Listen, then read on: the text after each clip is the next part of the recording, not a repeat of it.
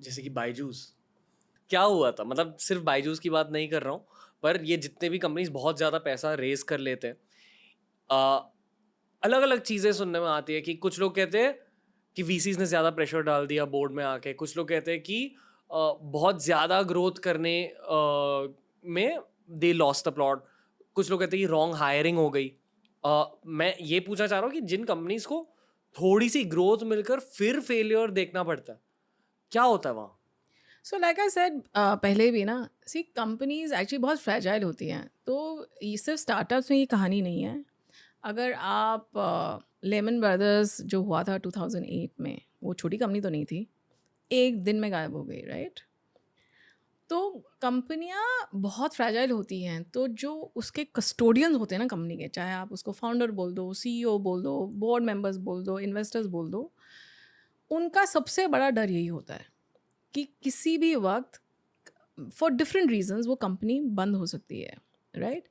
इसलिए इतने सारे स्टेक होल्डर्स होते हैं, और जितने ज़्यादा स्टेक होल्डर्स हैं टू सम एक्सटेंट अच्छा होता है, बिकॉज आपको अलग अलग पर्सपेक्टिव मिलता है, अलग अलग सोल्यूशंस मिलते हैं, वो बहुत ज़रूरी होता है। एक अकेला इंसान सब कुछ नहीं समझ सकता है, राइट? तो अगर आपके स्टेक होल्डर्स अगर गलत है तो नतीजा गलत ही निकलेगा। मतलब जिन लोगों से पैसे रेज किए हैं वो। नहीं, स्टेक होल्डर्स बहुत सारे होते हैं ना, आपके एम्प्लॉयज़ भी आपके स्टेक होल्डर्स हैं, आपके कस्टमर्स भी आपके स्टेक होल्डर्स हैं, आपके बोर्ड मेंबर्स भी आपके स्टेक होल्डर्स हैं। कई लोग होते हैं, उनके एक्सटर्नल एडवाइज़र्स होते हैं, जिनका कंपनी से कुछ लेना देना नहीं है, बट वो फाउंडर के दिमाग में इतने बैठे हुए होते हैं कि वो बहुत कुछ उसको इन्फ्लुएंस कर सकते हैं। तो गलत चीज़ें मेनली इसलिए होती हैं कि अगर आप जिस गोल से आप निकले हैं ना, उससे अगर आप थोड़े से भी डगमगा जाते हैं, एंड जो मैं दूसरी बात आपको बोली कि प्रोडक्ट बनाने से सिर्फ कंपनी नहीं बनती है, इन्वेस्टमेंट रेज करने से भी कंपनी नहीं बनती है, वो बिजनेस उसका कैसे बनता है, अगर वो आपको जर्नी नहीं पता है, और उस जर्नी पे आप अगर अटल नहीं रहते हैं, और उस जर्नी में जो बहुत सारे टेम्पटेशंस आते हैं, अगर आप उससे अपने आप को परे रख सकते हैं, तो होपफुली आपकी कंपनी बढ़ती जाएगी। In your eyes what went wrong? Controversial है ये? आई नहीं, मीन खुद। कंट्रोवर्शियल नहीं है, it's just that see I because मेरे पास ओनली जो मीडिया में खबरें आई हैं वही हैं, I have no way of knowing कि अंदर क्या हो रहा था। So I think it's unfair. दूसरी बात मैं ये भी कहना चाहूँगी कि सी हर कंपनी में बहुत उतार चढ़ाव होते हैं, including in the big establish companies, right?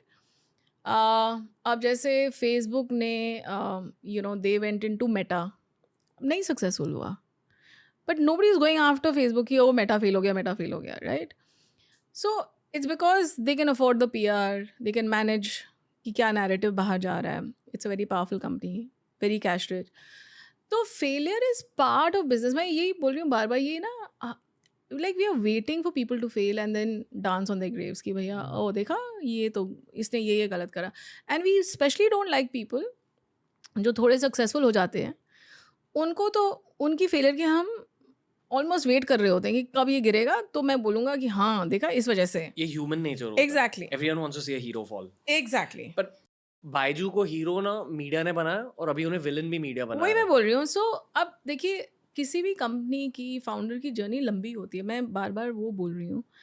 अब क्या हुआ, क्या नहीं हुआ, I don't think anything is really fully in the public domain. मतलब तो किसी को पता नहीं एक्चुअली रीजंस क्या थे। वो इन्वेस्टर्स को पता है, फाउंडर्स को पता है, मे बी एम्प्लॉइज़ को पता है, तो बोर्ड को पता होगा, but it's best that they comment. But overall अगर आप बात करते हैं कि अगर किसी कंपनी में कोई क्राइसिस आता है, मैं ये कह रही हूँ हर कंपनी में क्राइसिस आता है, हर कंपनी में।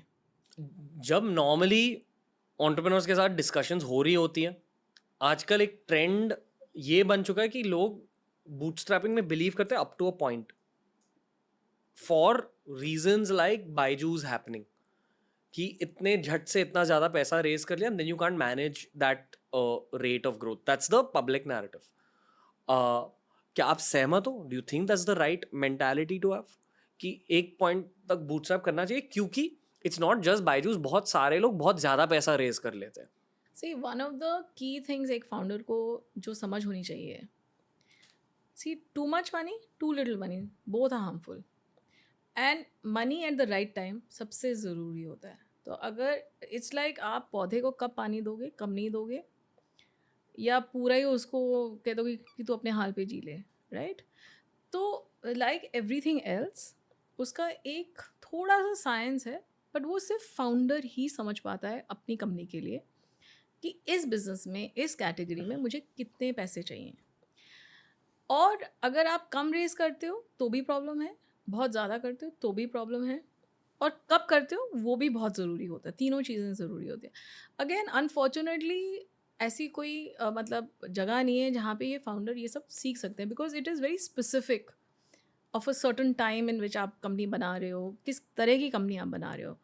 तो वो हर कंपनी में, अब जैसे LLM कंपनीज हो रही हैं, तो इट इज़ बिलीव्ड कि आपको मिनिमम 40-50 मिलियन तो चाहिए ही चाहिए ऑन डे वन, राइट? किसको पता है सच क्या है झूठ क्या है, कि 50 मिलियन चाहिए कि 10 मिलियन चाहिए कि 20 मिलियन चाहिए, राइट? तो मेरा कहने का ये मतलब है कि वो फाउंडर को अम, थोड़ा सा ज़्यादा घुस के, सी, पैसा ना बुरी चीज़ नहीं है, पर अगर आप पैसे को नहीं समझते हो तब वो आपको दुख देती है। तो इसलिए अगर आप फाउंडर हैं तो आपको ये सब समझना पड़ेगा, डिफरेंट टाइप्स ऑफ इन्वेस्टमेंट जो मिल मिल सकती है आपको, कितनी चाहिए, क्यों चाहिए। तो अगर कोई अच्छा वीसी है तो हम हमेशा सवाल पूछते हैं कि आपको इतने पैसे क्यों चाहिए, एंड वो कुछ भी अमाउंट हो सकता है, चाहे आप 50 लाख रेज कर रहे हो या 50 करोड़ रेज कर रहे हो। मतलब आप फाउंडर से एक ब्रेकडाउन देखना चाहते हो कि नहीं इन मैं ये पैसों का करोगे क्या? नहीं, बट इससे ज़्यादा भी व्हाट मैं देखना चाहती हूँ कि आप समझ रहे हो आपके कस्टमर तक आपको पहुँचने के लिए अगर इतनी दूरी है आपके और आपके कस्टमर में, तो फिर वो बिज़नेस एग्ज़िस्ट करना भी चाहिए कि नहीं करना चाहिए, राइट? दूसरा, देखिए, ये बहुत अच्छा लगता है हेडलाइंस के लिए कि मैं ग्लोबल कंपनी बनाऊँगा। सो अगेन, जो बहुत पैसे रेज़ करते हैं, दे डू इट बिकॉज़ जैसे हाँ, मैं अमेरिका में भी कर, बट भैया वो अमेरिकन मार्केट आपके लिए थोड़ी बैठा हुआ है, हम्म। राइट? और आपको उसका कुछ पता ही नहीं कि कितने पैसे लगेंगे। तो आपने तो रेज़ कर लिया कि भैया मेरे को अमेरिका जाना है, बट आपको पता ही नहीं है, राइट?